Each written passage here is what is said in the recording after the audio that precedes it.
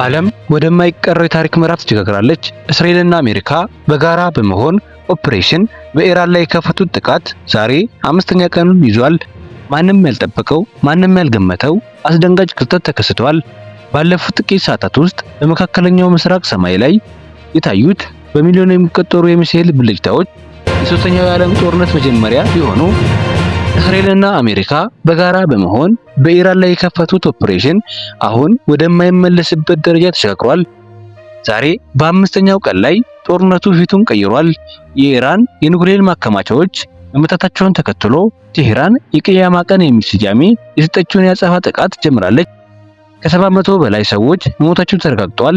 አሜሪካ የአየር ክልሏን ዘግታለች። ሩሲያና ቻይናም ዝምታቸውን ሰብረዋል። ዛሬ በዚህ ቪዲዮ ውስጥ ማንም ያልነገራችሁን የጦርነቱን ምስጢራዊ ሰነዶች፣ የእስራኤልን ቀጣይ እርምጃና የኢራንን ድብቅ መሳሪያዎች በዝርዝር እንመለከታለን። ይህ ጦርነት በሺዎች ኪሎ ሜትሮች ርቆ ቢካሄድም እስከኛ ቤት ድረስ የሚዘልቅ እሳት ይዞ መጥቷል። የነዳጅ ዋጋ በዓለም አቀፍ ደረጃ በ60% መጨመሩን ተከትሎ የኢኮኖሚ ባለሙያዎች ታይቶ የማይታወቅ የኑሮ ውድነት ሊከሰት እንደሚችል እያስጠነቀቁ ነው። ኢራን የሆርሙዝ የባህር መተላለፊያን ከዘጋች መላው ዓለም በጨለማ ውስጥ ይወድቃል። ይህ የጥቂት ሀገራት ጦርነት ሳይሆን የሁላችንም ሕይወት ላይ የሚመጣ አደጋ ነው። ዓለም አቀፍ ሚዲያዎች የሚደብቁት እውነት ምንድነው? እስራኤል ለምን አሁን ጥቃት ለመሰንዘር መረጠች? የኢራንስ ምስጢራዊ የከርሰ ምድር ዋሻዎች ምን ይዘው ይሆን? በሚቀጥሉት ደቂቃዎች ውስጥ እያንዳንዱን ክስተት በምስልና በመረጃ እናሳያቸዋለን። ወደ ዝርዝር መረጃው ከመግባታችን በፊት እንደነዚህ አይነት ትኩስና ወቅታዊ መረጃዎች በየቀኑ እንዲደርሳችሁ ቻናላችንን አሁኑ ሰብስክራይብ በማድረግ የደወል ምልክቷን ይጫኑ። አሁን በቀጥታ ወደ ዝርዝር መረጃው እንለፍ።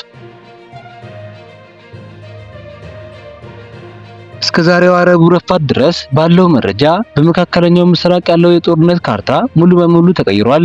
የእስራኤል የምድር ጦር ታንኮችና የታጠቁ ተሽከርካሪዎች በጎላን ኮረብታዎች በኩል በማለፍ በደቡባዊ ሶሪያ አቅጣጫ ወደ ኢራን አጋር ኃይሎች ይዞታ መጠጋታቸው ተረጋግጧል።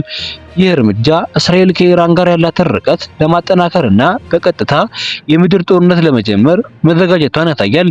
በሌላ በኩል የአሜሪካው ግዙፍ የጦር መርከብ ተጨማሪ አጣፊ መርከቦችን በማስከተል በፋርስ ባህረ ሰላጤ ላይ ሰፍሯል። ይህ መርከብ ብቻውን ከ90 በላይ የጦር ጀነራሎችን የመሸከም አቅም ያለው ሲሆን የኢራንን የባህር ዳርቻዎች ኢላማ ውስጥ አስገብቷል። ባለፉት 24 ሰዓታት ውስጥ የኢራን የአየር መከላከያ ሰራዊት ታይተው የማይታወቅ ሁኔታ ስራ በዝቶበታል። የእስራኤል F-35 የጦር ጄቶች በኢራን ዋና ዋና ከተሞች ዙሪያ በሚገኙ የራዳር ጣቢያዎች ላይ ጥቃት ሰንዝረዋል። ሆኖም ኢራን ከፍተኛ ጥፋት የተሰኘውን አዲሱን የሚሳኤል መከላከያ ሰራዊቷን በመጠቀም ግማሾቹን ጥቃቶች ማክሸፏን እየገለጸች ነው።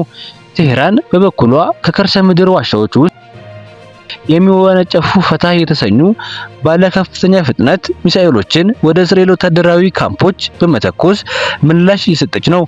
ይህም የሁለቱ ሀገራት ፍልሚያ ከቃላት ጦርነት አልፎ ወደ ሰማይ ላይ እሳትነት ተቀይሯል። ጦርነቱ በኢራንና በእስራኤል መካከል ብቻ የታገደ አይደለም። ዛሬ ረቡዕ የወጡ መረጃዎች እንደሚያመለክቱት በሊባኖስ የሚገኘው ሂዝቦላህ ከሰሜን እስራኤል በኩል የከባድ መሳሪያ ድብደባ እየከፈተ ነው። ሱሪያ ደግሞ የአየር ክልሏ ለኢራን ጦር አውሮፕላኖች ክፍት ማድረጓን ተከትሎ እስራኤል በደማስቆ አየር ማረፊያ ላይ ከባድ ፍንዳታ ፈጥራለች። ይህ ማለት ጦርነቱ ወደ ጎረቤት ሀገራት በከፍተኛ ፍጥነት እየተስፋፋ ነው። ይህም መላውን ቀጠና ወደ አመት ሊቀይረው የሚችል ስጋት ፈጥሯል። ፋርስ ባህረ ሰላጤ ላይ ያለው ውጥረት አሁን ወሳኝ ደረጃ ላይ ደርሷል።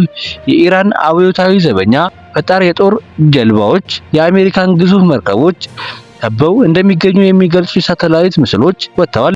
ኢራን አንድ ስህተት ከተሰራ የሆርሙዝ የባህር መተላለፊያን በደቂቃዎች ውስጥ ዘጋለው ስትል አስጠንቅቃለች። ይህ መተላለፊያ ከተዘጋ የዓለም የነዳጅ ንግድ 20% የሚሆነው ይቋረጣል። ይህም ማለት በዓለም ላይ የኢኮኖሚ ውድቀት ይከሰታል ማለት ነው። አሁን ዓለም በጉጉትና በፍርሃት የምትጠብቀው የኢራንን ቀጣይ ትልቅ እርምጃ ነው።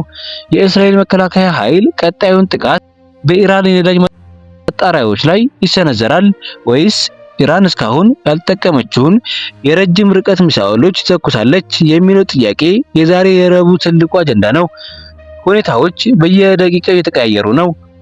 እኛም አዳዲስ መረጃዎችን እንደደረሱን ይዘንላችሁ እንመጣለን። ክቡራንና ክቡራን፣ በመካከለኛው ምስራቅ ያለው ይህ አስፈሪ ውጥረት በየሰዓቱ መልክ እየቀየረ ነው። እኛም ሁኔታውን በቅርበት እየተከታተልን አዳዲስና ትኩስ መረጃዎች እንደደረሱን ወዲያውኑ ይዘንላችሁ እንቀርባለን። ይህ ጦርነት በዓለም ኢኮኖሚና ሰላም ላይ ምን አይነት ተጽዕኖ ያመጣል ብላችሁ ታስባላችሁ? ሐሳባችሁን ኮሜንት ላይ ስሩልኝ። ይህ መረጃ ለሌሎች እንዲደርስ ቪዲዮውን ላይክ በማድረግ ተባበሩን። እንደዚህ አይነት ትኩስ መረጃዎች በፍጥነት እንዲደርሳችሁ ደግሞ ቻናላችንን አሁኑ ሰብስክራይብ አድርጉ።